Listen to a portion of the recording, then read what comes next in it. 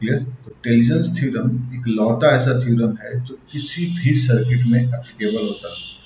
Clear, ठीक है, in any circuit. Network theorem में एक ऐसा ही बस ये ही एक ऐसा थ्योरम है जो किसी भी सर्किट में अप्लाई होता है। किसी भी सर्किट का मतलब क्या हो गया?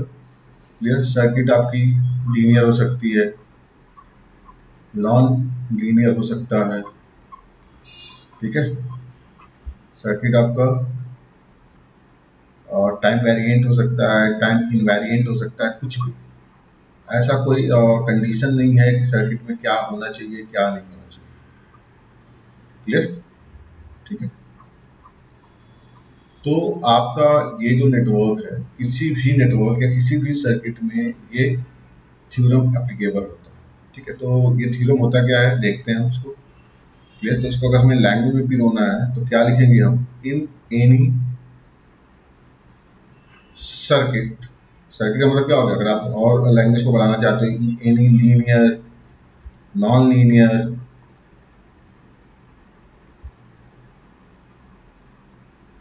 Time variant, time invariant,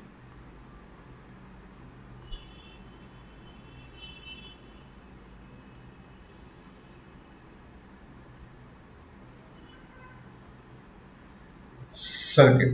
clear, किसी भी सर्किट में ऐसा कुछ कोई कंडीशन नहीं है सर्किट के लिए। सर्किट कोई भी हो सकता है, उसमें यूनिलैटरल एलिमेंट भी हो सकते हैं, बायलैटरल एलिमेंट भी हो सकते हैं, एलिमेंट कुछ भी इन्वॉल्व हो सकता है।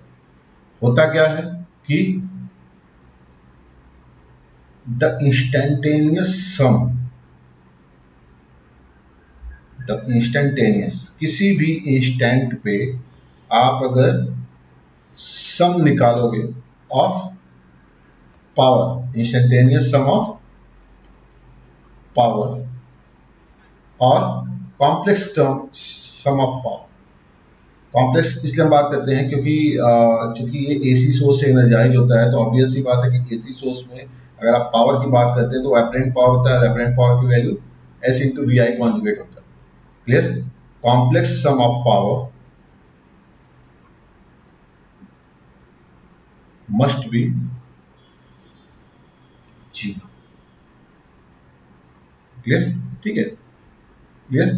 इन any linear non linear time invariant circuit and it is excited by AC sources and excited by AC sources। क्योंकि आप AC सोर्स के लिए थ्योरम दे रहे हैं, ऐसा कुछ नहीं है कि ये थ्योरम केवल AC सोर्स के लिए होता है। आप AC सोर्स हो, DC सोर्स हो, उससे कोई लेना देना नहीं है। यहाँ पे आपके सर्किट में कुछ भी इन्वॉल्व हो सकता है, लेकिन आप चूंकि सिलेबस में पढ़ रहे हैं AC नेटवर्क थ्योरम, तो अगर आपका सर्किट AC से एक्साइटेड है, क्लियर, यानी रजिस्टर, इंडक्टर, कैपेसिटर ये सारे एलिमेंट आते हैं, तो ऑब्वियस बात है AC से एक्साइटेड है, देन इंस्टेंटेनियस सम एज वेल एज कॉम्प्लेक्स सम। आप चाहे इंस्टेंटेनियस सम निकाल लो, चाहे कॉम्प्लेक्स सम निकाल लो। क्लियर, यानी टाइम डोमेन में भी या फिर स्टेडी स्टेट डोमेन में भी अगर आप सम निकालोगे पावर का, तो must be equal to zero होना चाहिए। यही आपका टेलर्स थ्योरम।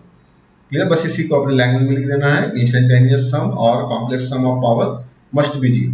क्लियर, तो इसके लिए क्या करते हैं? इसके लिए होता क्या है कि सिग्मा वी एन या sigma V K into I के,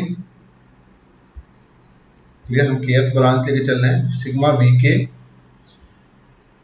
into I K. Clear, sigma V K into I K must be equal to zero, जहां पे के क्या है? 1 to n, जहां पे n number of branches, n equal to number of branches, यानी सारे ब्रांचेज के पावर का हमें क्या करना है? सम कर देना है, और वो must be equal to zero होना चाहिए। क्लियर, यही आपका टेलीगन्स थ्योरम होता है, ये इसका mathematical representation. Sigma V K I K must be equal to zero where K varies from 1 to n and n is the number of branches, number of total branches होगी। Clear, इसके proof को देखते हैं कैसे हम इसके proof को करेंगे। क्लियर, तो प्रूफ के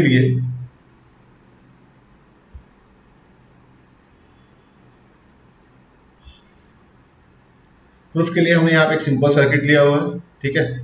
यहाँ पे सारे सर्किट के लिए मैंने ब्रांच वोल्टेज अज्यूम कर लिया है, ठीक है। ये मान लो V1 हो गया, ये मेरा V2 ब्रांच है, ठीक है, R L R C and L1 L2, clear.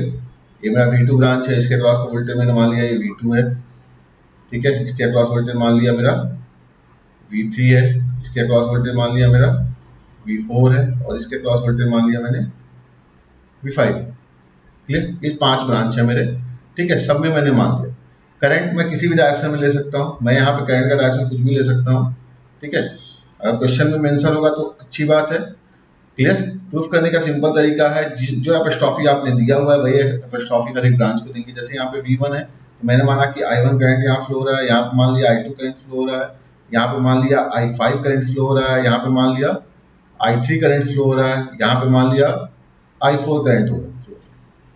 यानी कितने ब्रांचेज हैं? 5 ब्रांचेज हैं। यानी अगर मैं बात करूं यहाँ पे सिग्मा VK IK की, तो K कहां से कहां तक वेरी कर रहा है? 1 to 5, यानी V1 I1 plus V2 I2 plus V3 I3 plus V4 I4 plus V5 I5 की वैल्यू क्या आ जानी चाहिए? मेरी 0 आनी चाहिए। तो इसको आपको प्रूफ करना है। तो प्रूफ करने का सिंपल तरीका क्या होता है कि आप कोशिश ये किया करो, किसी भी एक चीज को पकड़ो और उससे वैल्यू कैलकुलेट कर लिया। यानी किसी भी एक चीज को पकड़ने का मतलब यहाँ पे है KCL या KVL अप्लाई करके आप कॉमन टर्म को एक साथ ले और देखें कि वहां पे क्या KCL अप्लाई करने की वजह से वैल्यू 0 हो जा रही है। सिंपल लॉजिक यही। तो यहाँ पे मैं क्या करने जा रहा हूँ, यहाँ पे मैं 3 नोड मानने जा रहा हूँ। एक नोड ये हो गया, एक नोड ये हो गया, एक नोड ये हो गया। Node A, node B and node C, इसका वोल्टेज VA, नोड B का voltage VB and node C का वोल्टेज VC, क्लियर। अब यहाँ पे ध्यान देना, ये आपका ग्राउंड टर्मिनल हो गया, ठीक है। मेरी बात पे ध्यान देना है। यहाँ पे अगर मैं बोलूं V1 की वैल्यू क्या होगी, तो V1 की, अब मैं क्या करने जा रहा हूँ, जो भी ब्रांच वोल्टेज है उनको मैं नोड वोल्टेज के टर्म में लिखने जा रहा हूँ। अभी हम देखेंगे नोड वोल्टेज के टर्म में लिखेंगे, फिर VA VB VC को कॉमन लेंगे तो हम देखेंगे KCL अप्लाइड होकर आ रहा है, और KCL तो यहाँ पे अप्लाई होता है, वैल्यू 0 हो जाती है। अब यहाँ पे अगर मैं बात करूं VA की, तो VA की वैल्यू क्या आएगी? VA माइनस 0, ये आपका ग्राउंड नोड है। VA माइनस 0 की वैल्यू क्या होगी? V1 के बराबर, यानी V1 की वैल्यू क्या हो जाएगी? VA, ठीक है। आप देख सकते हैं डायग्राम में भी, तो V1 की वैल्यू मुझे मिल रही है VA के बराबर। सिमिलरली अगर मुझे V2 निकालना है, V2 की वैल्यू क्या होगी? ये नोड वोल्टेज माइनस ये नोड वोल्टेज, ये क्या होगा? V2 के बराबर होगा, यानी VA माइनस VB की वैल्यू जो हो जाएगी वो V2 हो जाएगी। सिमिलरली V3 निकालू मैं, V3 की वैल्यू क्या हो जाएगी? VB माइनस 0, क्लियर, ठीक है। इसी तरह V4 की वैल्यू VB माइनस VC के बराबर, क्लियर, VB माइनस VC के बराबर, ठीक है। अब मैं बात करूं यहाँ पे VC की, तो VC की वैल्यू क्या होगी? ऑब्वियस सी बात है कि ये आपका 0 वोल्ट है, तो ये नोड और ये नोड दोनों सेम नोड हो जा रहे हैं, तो VC की वैल्यू क्या आ जानी है? 0 के बराबर आ जानी, क्लियर। तो इसकी वैल्यू क्या आ जाएगी? VB के बराबर, क्लियर है चीज, ठीक है। अब हम देखते हैं V5 की वैल्यू। V5 की वैल्यू क्या हो जाएगी? सिमिलरली V5 अगर हम कैलकुलेट करेंगे तो V5 हो जाएगा VA minus VC, clear. VA minus VC यानी VA माइनस 0 यानी VA के बराबर, क्लियर। ये तो चीज क्लियर हो रहा होगा कि VC की वैल्यू क्यों 0 है, क्योंकि ये शॉर्ट सर्किटेड है और ये ग्राउंड नोड है, तो ऑब्वियस सी बात है इसका भी वोल्टेज 0 वोल्ट ही होगा। अब हमें क्या करना है? सिंपली हमें कुछ करना नहीं है, जो जो वोल्टेजेज हैं V1 V2 V3, ये सारी वैल्यूज को हमें केवल पुट कर देना, क्लियर। हमें सारी वैल्यूज को पुट कर देना है, ठीक है। पुट करते हैं वैल्यू,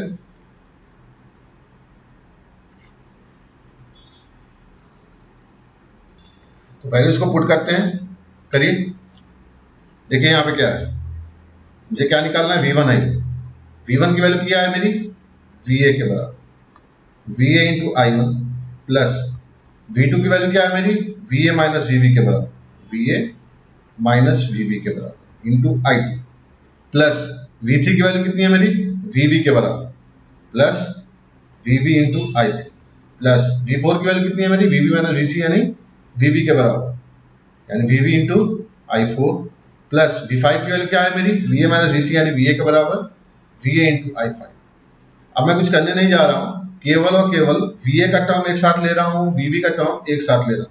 क्लियर? तो इस इक्वेशन को मैं क्या लिख सकता हूं, VA एक साथ कॉमन ले लो, ये क्या आ जाएगा आपका I1 प्लस यहाँ पे I2 प्लस यहाँ पे I5, VA into I1 plus I2 plus I5, similarly plus VB common ले लिया मैंने, यहाँ पे क्या आ जाएगा माइनस I2, माइनस साइन है तो माइनस I2 प्लस VB यहाँ पे प्लस I3 और यहाँ पे क्या आ जाएगा प्लस I4 के बराबर।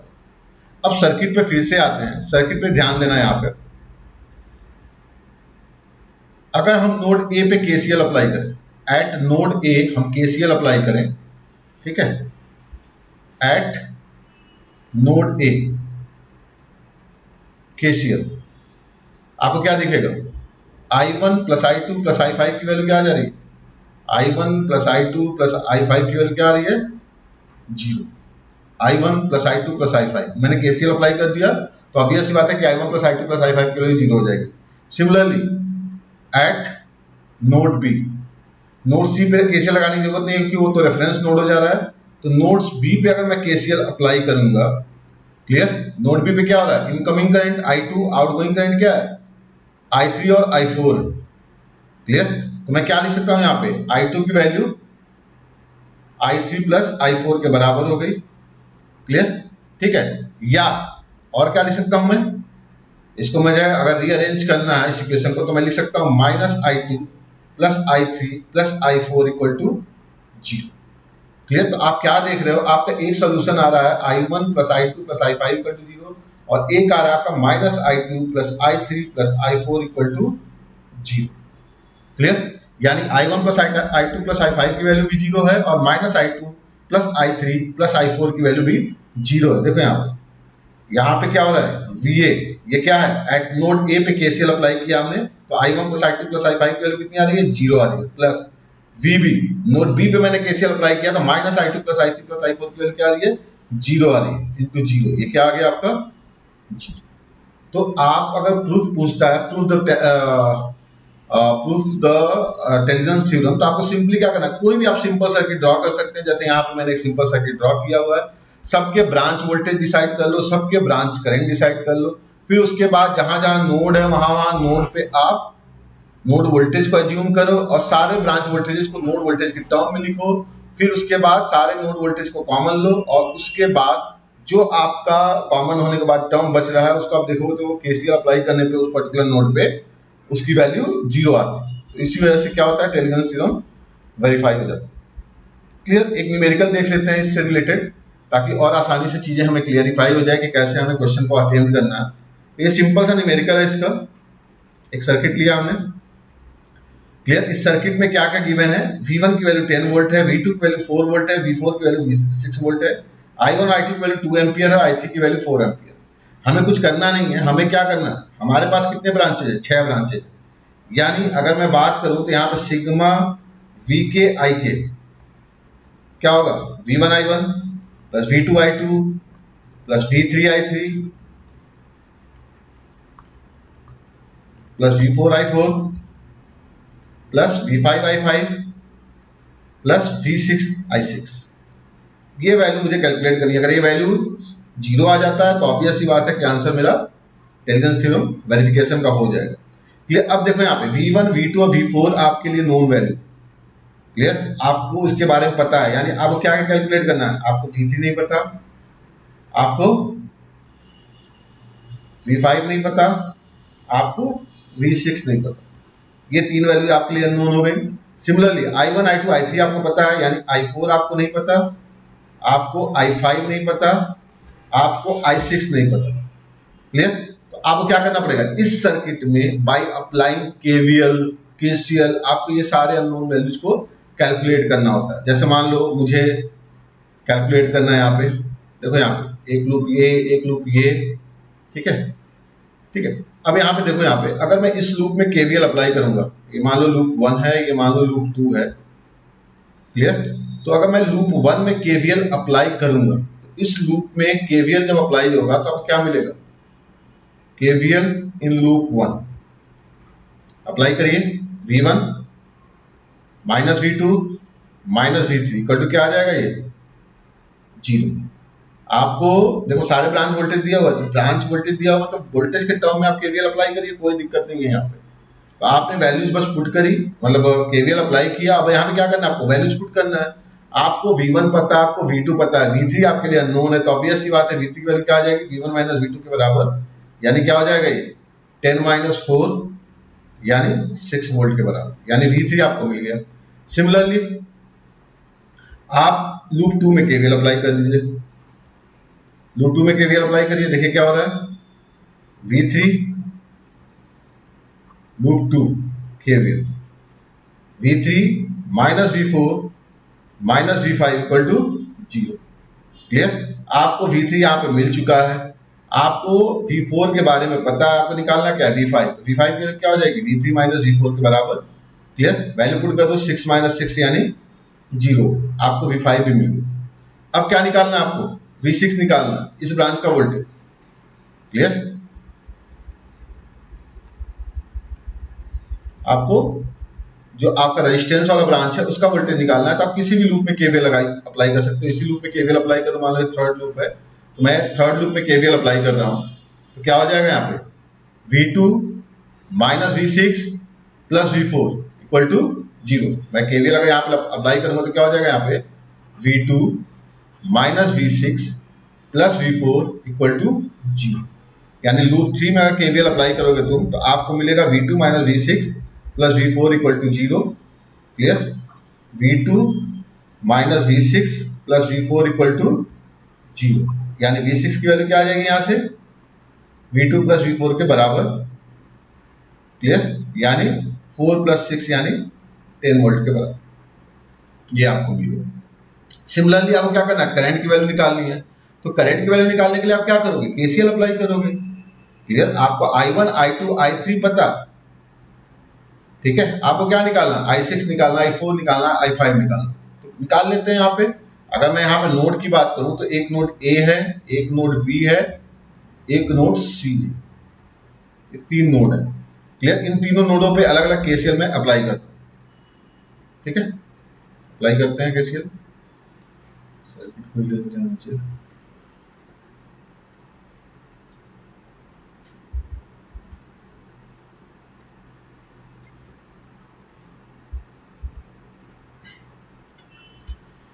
ठीक है, नोड ए पे केसीएल अप्लाई करोगे तो क्या आएगा, KCL eight node A,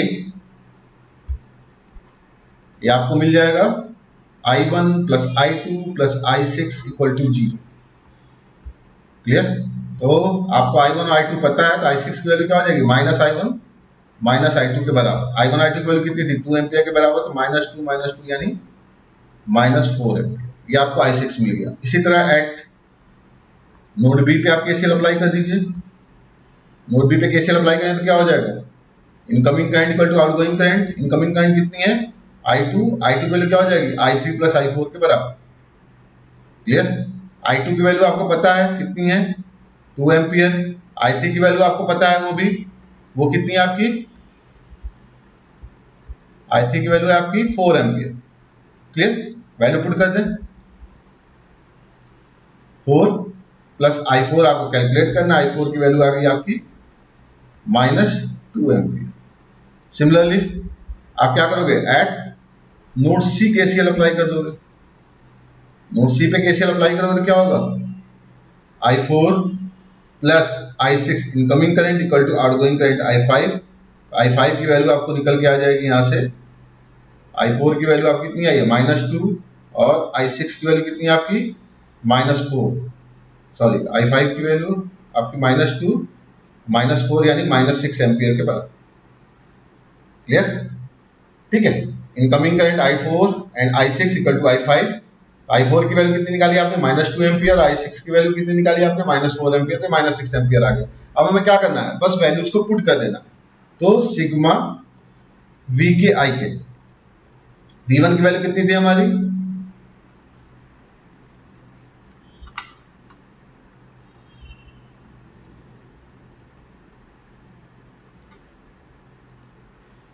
V1 की वैल्यू कितनी थी हमारी, V1 इक्वल टू था हमारा 10 volt, V2 equal to 4 volt और V4 इक्वल टू 6 वोल्ट।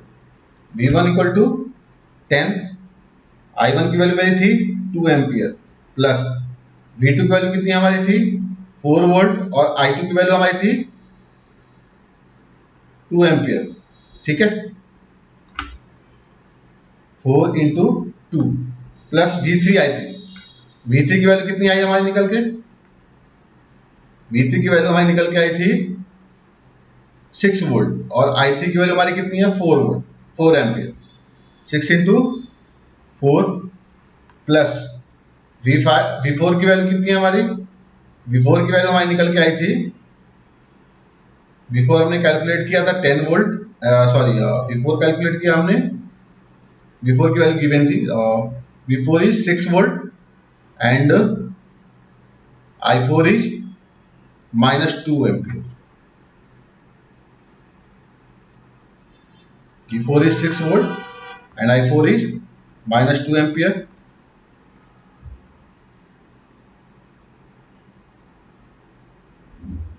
उसके बाद क्या था V5 V5 की वैल्यू तो हमारी 0 आई थी। ठीक है, V5 क्या आया था हमारा 0 इंटू I5 -6 एम्पियर, ये तो 0 ही हो जाना है। V6 की वैल्यू हमारी कितनी आई थी, V6 क्या आया था हमारा 10 वोल्ट और I6 की वैल्यू मेरी निकल के आई थी 4 एम्पियर माइनस। बस आपको ध्यान देना है ना कि जो भी वैल्यू आपकी पॉजिटिव नेगेटिव आ रही है उसी के टर्म में आपको यहाँ पे पुट करना है वैल्यू, आपको मैग्नीट्यूड नहीं पुट करना है, वैल्यू पुट करना है विद देयर साइन। यहाँ पे क्या हो जाएगा 20 प्लस 8 प्लस 24, यहाँ पे क्या आ जाएगा -12, यहाँ पे आ जाएगा 0 -14। तो आप देखोगे तो ये कितना आ रहा है 52 - 52 यानी 0। क्लियर? तो एक तरह से आप ये भी कह सकते हो कि algebraic sum of power must be equal to 0। Algebraic sum of power must be equal to 0। Clear? यानी आपको समेशन विद साइन करना। क्लियर? आप ऐसा नहीं कर सकते केवल मैग्नीट्यूड लेंगे, आई की वैल्यू जो निगेटिव आ रही है वो निगेटिव आएगी, वोल्टेज की वैल्यू अगर निगेटिव आ रही है तो निगेटिव ही पुट करना। क्लियर? तो मेरे ख्याल से आपको समझ में आ गया होगा कैसे हमें टैकल करना है टेलर्स थ्योरम के प्रॉब्लम।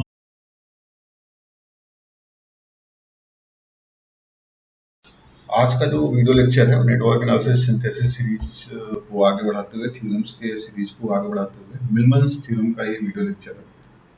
और मिलमन्स थ्योरम होता क्या है, सिंपली अगर मैं बात करूं तो आप ये कह सकते हो कि अगर यहाँ पे मैंने सर्किट बनाया हुआ है, यहाँ पे क्या है कई सारे प्रैक्टिकल वोल्टेज सोर्स हैं जो पैरेलली कनेक्टेड है ए और बी टर्मिनल के क्रॉस।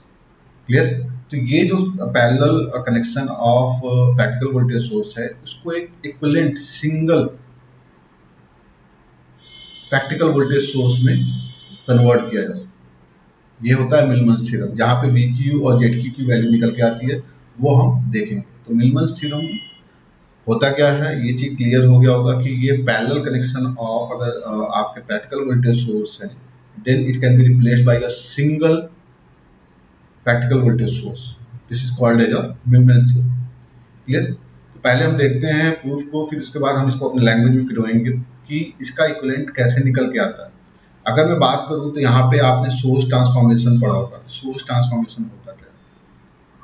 सोर्स ट्रांसफॉर्मेशन, क्योंकि चूंकि पैरेलल कनेक्शन है तो पैरेलल कनेक्शन में करंट सोर्स अगर रहता है तो वो इजीली क्या होता है हम उसका समेशन ले लेते हैं। तो यहाँ पे हम सोर्स ट्रांसफॉर्मेशन का ही लॉजिक देखेंगे कि अगर आपका कोई वोल्टेज सोर्स है, क्लियर, ठीक है, तो हम इसको क्या कर सकते हैं, अगर V है और ये वैल्यू Z है तो इसको हम ट्रांसफॉर्म कर सकते हैं करंट सोर्स में। क्लियर? जहाँ पे I की वैल्यू क्या हो जाएगी V/Z के बराबर और उसके पैरेलल में उसका इंटरनल इंपीडेंस Z आ जाएगा। सेम लॉजिक यहाँ भी है, ठीक है, तो ये XY टर्मिनल है। क्लियर? सेम लॉजिक यहाँ भी है, क्योंकि यहाँ पे पैरेलल कनेक्शन है तो हम हर एक सोर्स को यानी हर एक वोल्टेज सोर्स को करंट सोर्स में ट्रांसफॉर्म करने जा रहे हैं। क्लियर? तो हम ट्रांसफॉर्म करेंगे, उसके बाद देखेंगे कि वैल्यूज क्या क्या चेंज हो रही है, कैसे कैसे आ रही हैं। क्लियर? यहाँ पे मैं ट्रांसफॉर्म कर रहा हूँ, आपका क्या है n number of parallel practical voltage sources है जिसको मैं करंट सोर्स में ट्रांसफॉर्म करने जा रहा हूँ। तो जब मैं इसको ट्रांसफॉर्म करूंगा तो क्या आएगा, मैंने V1 और Z1 को ट्रांसफॉर्म किया तो ये मेरा करंट आया। क्लियर? I1 की वैल्यू क्या हो जाएगी V1/Z1 के बराबर, ठीक है। क्लियर? उसका इंटरनल इंपीडेंस Z1 उसके पैरेलल में आ गया। क्लियर, ये हो गया इसका ट्रांसफॉर्मेशन। सिमिलरली मैं दूसरे सोर्स का करूंगा, पैरेलल कनेक्शन है ही, क्या हो जाएगा ये करंट I2, यहाँ पे I2 की वैल्यू क्या होगी V2 बाई Z2 के बराबर होगा, और उसके पैरेलल में आ जाएगा उसका इम्पीडेंस Z2,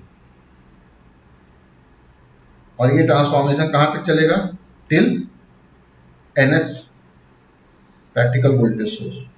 क्लियर, तो यहाँ पे क्या हो जाएगा ये आ जाएगा आपका IN की वैल्यू क्या आ जाएगी आपकी, IN आ जाएगा आपका VN बाई ZL, और इसके पैरेलल में इसका इक्विवेलेंट तो इम्पीडेंस ZL।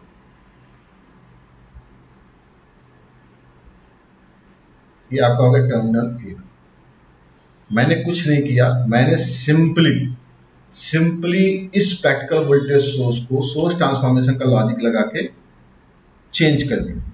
अब यहाँ पे आप देख सकते हो कि अगर पैरेलल कनेक्शन होते हैं करंट सोर्स के, तो करंट की वैल्यू क्या होती जाती है, जुड़ती जाती है।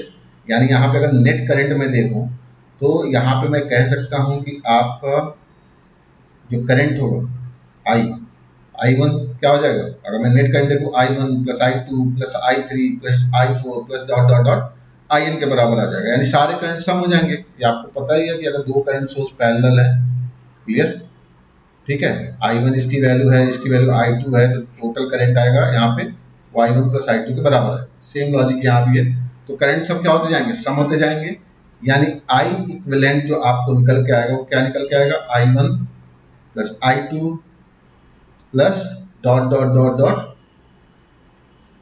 IN के बराबर। क्लियर, ठीक है, और चूंकि सारे इंपीडेंसेज क्या है पैरेलल ही तो है, तो पैरेलल इंपीडेंस के इक्विवेलेंट भी तो निकल के आ जाएगा Z इक्विवेलेंट। क्लियर, अगर आपका पैरेलल इंपीडेंस कनेक्शन है यानी Z1 Z2 Z3 Z4 आपके पैरेलली कनेक्टेड है, मैं ये कह रहा हूँ कि आप क्या है, ये Z1 है, क्लियर, फिर Z1 के पैरेलल Z2 है, Z2 के पैरेलल Z3 है, डॉट डॉट डॉट, ये आपके सारे पैरेलली कनेक्टेड।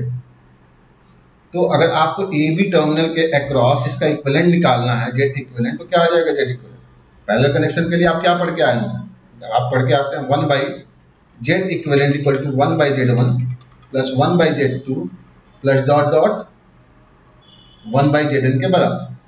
तो वही लॉजिक है, यहाँ पे मैंने मान लिया कि Z इक्विवेलेंट मुझे मिल गया, ये Z इक्विवेलेंट हो गया। अब क्या कर सकते हैं हम, अब फिर से हम सोर्स ट्रांसफॉर्मेशन करेंगे और इस करंट सोर्स को हम रिप्लेस कर देंगे voltage source.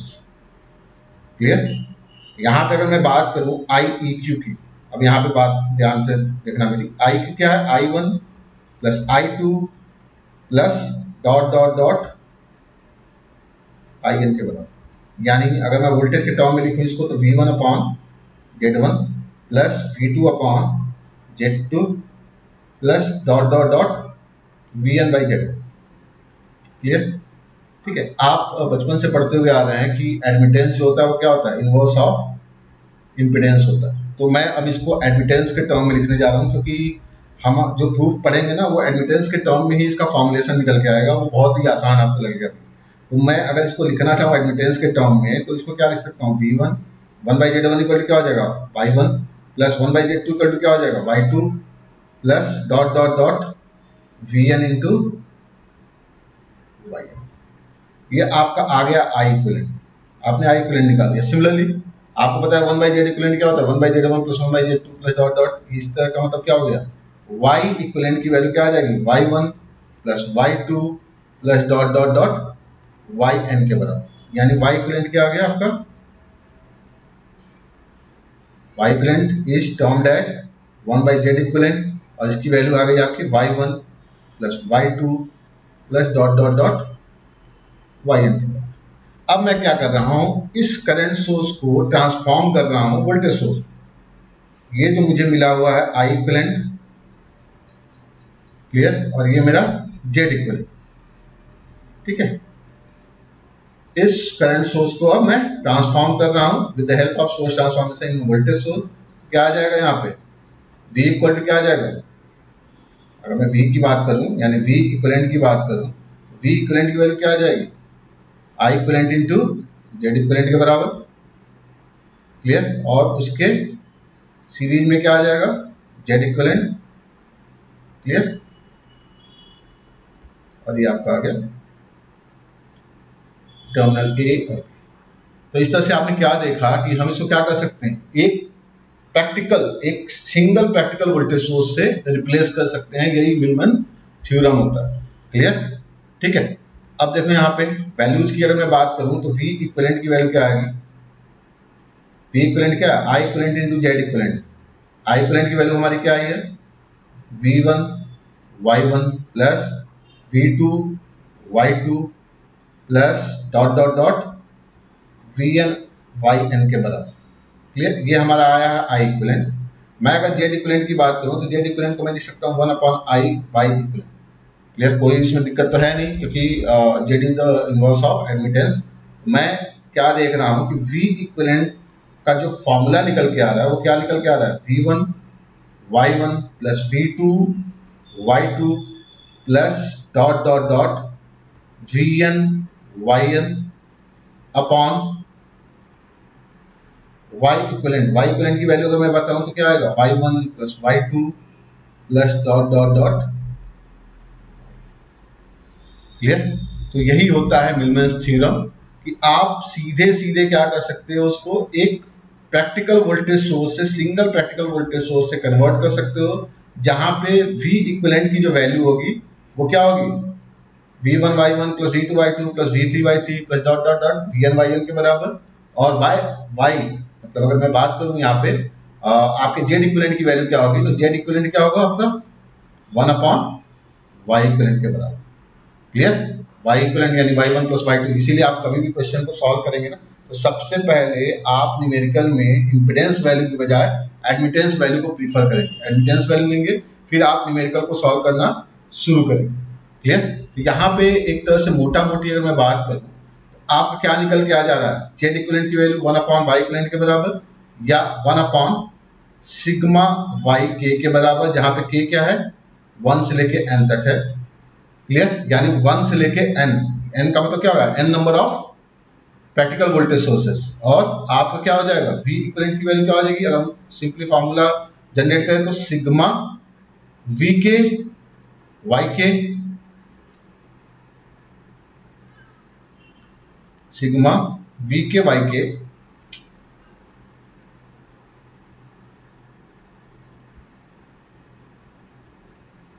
Clear, where K equal to 1 to n upon sigma YK where K equal to 1 to n, clear. ये आपका फार्मूला निकल के आता है, क्लियर, ठीक है। तो ये चीज आपको दिमाग में रखनी है और इसी से आपको क्या करना है, मिलमैन्स थ्योरम को एक्सप्लेन करना है। तो अब हम मिलमैन्स थ्योरम को वर्ड में पिरोते हैं कि अगर हम इसको वर्ड में पिरोएंगे तो क्या मिलेगा, क्लियर, ठीक है। तो क्या आप लिखोगे, Millman's theorem, Millman's theorem states that, Millman's theorem states that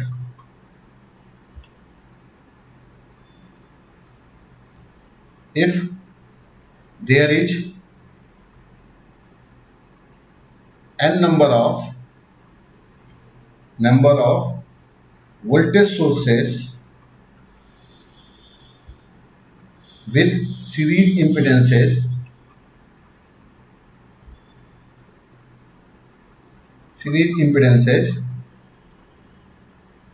connected in parallel,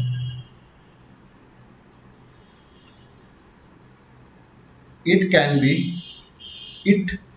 be replaced by a single voltage source. It can be replaced by single voltage source with equivalent impedance, equivalent series impedance,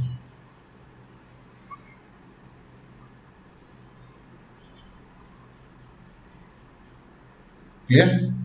obvious ही बात, आप क्या लिखोगे, where circuit आपको बनाना ही बनाना है, ठीक है। Where V equivalent की वैल्यू क्या होगी आपकी, सिग्मा V के Y के, जहां पे K क्या है 1 to N है, upon sigma Y K where K equal to 1 to N आपका N number of voltage source है।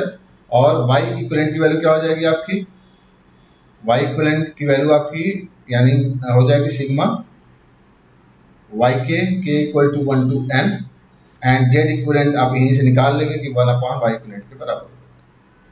क्लियर। तो ये चीज आपको वर्ड्स में लिख देनी है। आप सर्किट को लिखोगे, आप पहले कभी भी आप अगर पूछता है ना न्यूमैन्स थ्योरम एक्सप्लेन करिए, तो आप पहले वर्ड में आप न्यूमैन्स थ्योरम का लॉजिक लिख दीजिए, उसके बाद आप प्रूफ को दिखाइए। और कैसे इसका प्रूफ होता है ये मैंने ऊपर बता ही दिया है कि आपको सिंपली सोर्स ट्रांसफॉर्मेशन का लॉजिक लगाना है और क्वेश्चन को करते जाना है। हाँ, एक चीज मुझे बताना है यहाँ पे कि आप पोलैरिटी का ध्यान जरूर रखें।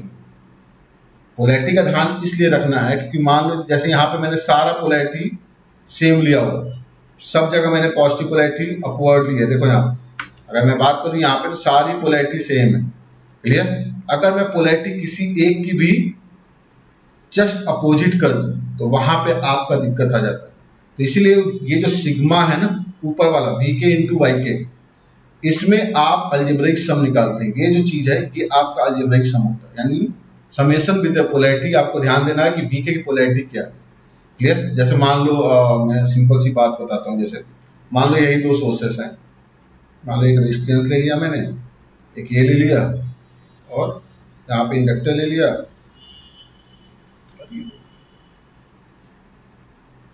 ठीक है, मान लो ये पोलैरिटी मैंने प्लस माइनस ले लिया, माइनस प्लस ले लिया। ठीक है, तो यहाँ पे अगर मान लो ये V1 है, ये आपका R1 है, ये आपका XL1 है। क्लियर। तो इस कंडीशन में अगर ये V2 है तो आपका क्या हो जाएगा, सिग्मा V के Y के अगर आप निकालोगे, क्लियर, तो पोलैरिटी क्या हो रही है, वोल्टेज सोर्स के अपोजिट हो रही है। नहीं, अगर आप इसका सोर्स ट्रांसफॉर्मेशन करोगे तो V1 के लिए जो करंट का डायरेक्शन मिलेगा वो अपवर्ड मिलेगा, V1 बाई R1। लेकिन अगर V2 के लिए जो मिलेगा करंट का डायरेक्शन वो क्या मिलेगा, डाउनवर्ड मिलेगा, V2 by XL।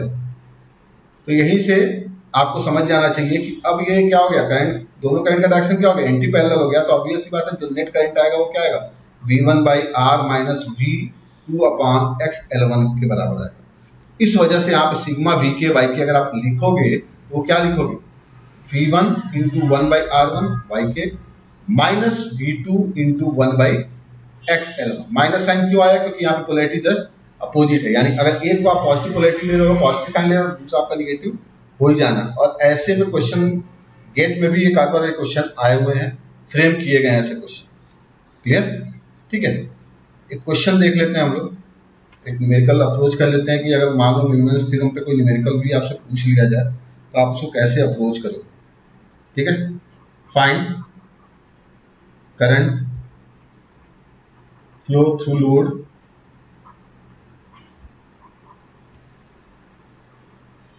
By applying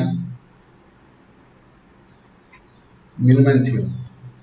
ये आपका क्वेश्चन है कि मिलमैन थ्योरम अप्लाई करके आप करंट फाइंड आउट करो। क्लियर। सर्किट क्या दिया हुआ है, सर्किट सिंपल ही लिया हुआ है यहाँ पे।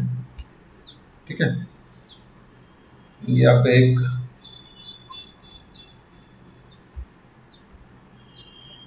दूसरा सोर्स और ये आपका रेजिस्टेंस। सिंपल सर्किट जानबूझ के लिया है कि आपको बस लॉजिक समझना है कैसे इसको फाइंड आउट करना है। ये आपका लोड है, ये आपका लोड है ZL, जिसकी वैल्यू कितनी है 2 प्लस J2 ओम के बराबर। क्लियर। वोल्टेज सारे मैं अज्यूम करके चल रहा हूँ 1 एंगल 0 वोल्ट, 1 एंगल पोलैरिटी इसकी ये दी हुई है 1 angle 0 volt and 1 angle 90 degree. ये आपको ये वोल्टेज दिया हुआ है तीनों का। इसकी वैल्यू दी गई है J ohm, minus J ohm and 1 ohm. तो सबसे पहला काम आपको क्या करना है, सबको मो वैल्यू में चेंज करना है। आपको क्या करना है, न्यूमैन्स थ्योरम अप्लाई करना है। न्यूमैन्स थ्योरम अप्लाई करने का मतलब क्या हो गया, आपको इक्विवेलेंट वैल्यू निकालनी है और इक्विवेलेंट इंपीडेंस निकालना है कितना आ रहा है। क्लियर। ये निकालने के बाद आपको क्या करना है, लोड को फिर से इसके साथ कनेक्ट कर देना है। ये आपका लोड हो गया, ये आपका हो गया 2 प्लस J2 और यही लोड करंट की वैल्यू आपको फाइंड आउट करनी। क्लियर, ये IL आपको निकाल देना है। तो ये निकालने के लिए यहाँ पे मिलमन्स थ्योरम अप्लाई किया गया है, यानी V इक्विवेलेंट की वैल्यू और Z इक्विवेलेंट की वैल्यू आपको फाइंड आउट करनी है। तो सिंपल है, यहाँ पे सबसे पहला काम जो भी आपको दिख रहा है, यहाँ पे देखो, यहाँ पे Z1 की वैल्यू कितनी है, यहाँ पे J ओम है, Z2 की वैल्यू कितनी है आपकी -J ओम है। क्लियर, और Z3 की वैल्यू है आपकी 1 ohm. Clear, similarly V1 equal to 1 angle 0 volt equal to V2 and V3 की वैल्यू कितनी है आपकी 1 एंगल 90 डिग्री वोल्ट। क्लियर, ठीक है, ये सारी चीज दी गई है। सबसे पहला काम आप ये करोगे, सबको एडमिटेंस वैल्यू में चेंज करोगे। या y1 की वैल्यू क्या हो जाएगी 1/Z1, 1/Z1 मतलब 1/J यानी -J मो। सिमिलरली y2 की वैल्यू क्या हो जाएगी 1/Z2 यानी ये आ जाएगा आपका J मो। आप सॉल्व करके देख लीजिएगा, 1/-J यानी आपका आ जाएगा ये J मो। और y3 की वैल्यू 1/1 यानी कितना आ जाएगा ये 1 मो। ये सारी वैल्यूज आपको मिल गई हैं। अब क्या करना है, आपको केवल फॉर्मूले में पुट करना है। तो फॉर्मूला क्या कहता है कि V इक्विवेलेंट की वैल्यू क्या हो जाएगी सिग्मा VKIK यानी V1Y1 plus V2Y2 plus V3Y3 upon Y1 plus Y2 plus Y3। ये वैल्यू पुट करें, कितना आ जाएगा ये V1 यानी 1 एंगल 0, 1 इंटू Y1 की वैल्यू कितनी है आपकी -J प्लस 1 एंगल 0 यानी 1 इंटू J प्लस 1 एंगल 90 यानी क्या हो जाएगा 1 एंगल 90 का मतलब होता है plus J sign. Clear, into Y3 की वैल्यू 1 है अपॉन आपका Y1 plus Y2 plus Y3 यानी J -J plus J plus 1। तो आप इसको सॉल्व करेंगे तो ऊपर कितना आ जाएगा J आ जाएगा, एक से J कैंसिल आउट हो जाएगा, J अपॉन 1 के बराबर यानी वैल्यू कितनी आ गई 1 एंगल 90 डिग्री वोल्ट आ गया आपका V equivalent. Clear, Y equivalent की वैल्यू क्या हो गई Y1 plus Y2 plus Y3 बराबर यानी 1 आ गया, यानी Z इक्विवेलेंट की वैल्यू क्या आ गई आपकी Z इक्विवेलेंट आ गया आपका 1 अपॉन Y इक्विवेलेंट, यानी चूंकि यहाँ पे 1 आ रहा है तो इसलिए कोई दिक्कत नहीं है, वैल्यू 1 ओम आ गई। ये आपका 1 मो है और ये 1 ओम आ गया। क्लियर, यानी हमें सारी वैल्यूज मिल गई हैं। ये आपका 1 एंगल 90 डिग्री हो गया, ये आपका क्या हो जाएगा 1 ओम हो जाएगा। आपको क्या करना है केवीएल अप्लाई कर देना है। तो IL की वैल्यू क्या आ जाएगी, केवीएल अप्लाई कर देना, IL की वैल्यू आ जाएगी आपकी IL equal to V equivalent upon Z equivalent plus IL plus JXL यानी प्लस 2 प्लस J2 है ये अपॉन केवीएल अप्लाई किया हमने सिंपली यहाँ पे। क्लियर, तो ये आ जाएगा आपका 1 angle 90 degree upon 1 plus 2 plus J2 के बराबर यानी 1 angle 90 degree upon 3 plus J2 ampere. ये आपका करंट आ जाएगा। अगर इसी क्वेश्चन में सेम क्वेश्चन में अगर मैंने मान लो किसी की भी पोलैरिटी, जैसे यहीं पे मान लो मैंने इसी की पोलैरिटी जस्ट अपोजिट अगर दे दी होती, तो यहाँ पे क्या होता आपका, अगर जस्ट अपोजिट पोलैरिटी मैंने दे दिया होता तो आपका यहाँ पे जो टर्म आता वो क्या आता। क्लियर, अगर जस्ट अपोजिट पोलैरिटी में दे दिया होता तो टर्म क्या आता V1Y1 minus V2Y2 plus V3Y3। इसीलिए मैंने कहा था कि पोलैरिटी का खास ध्यान रखना। ठीक है,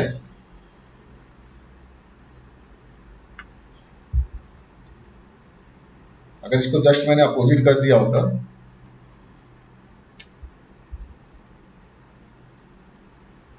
अगर इसी को जस्ट अपोजिट कर दिया होता तो क्या होता है यहाँ पे, आप अगर V इक्विवेलेंट कैलकुलेट करते हैं तो V इक्विवेलेंट की वैल्यू क्या होती, ये हो जाती है आपकी V1Y1 minus V2Y2 plus V3Y3 upon Y1 plus Y2 plus Y3 यानी -J प्लस J प्लस 1 के बराबर।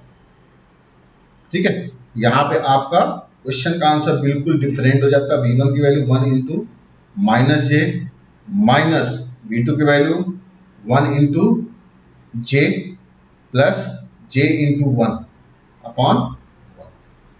क्लियर, वैल्यूज में थोड़ा सा चेंज आता है। क्लियर, ये वैल्यू क्या हो जाती है, ये आपका हो जाता -J अपॉन, वहां पे क्या आया था आपका प्लस J आया था, यहाँ पे क्या हो जाता -J होता। तो यही सब डिफरेंस आता है, इसीलिए आपको पोलैरिटी का लॉजिक क्लियर रहना चाहिए, कैसे हमें पोलैरिटी के लॉजिक को लेके क्वेश्चन को अटेम्प्ट करना है। तो आप सोर्स ट्रांसफॉर्मेशन से भी उसको समझ सकते हैं, ऐसे भी समझ सकते हैं। मेरे ख्याल से आपको मिलमैन्स थ्योरम क्लियर हुआ होगा। ठीक है, थैंक यू वेरी मच।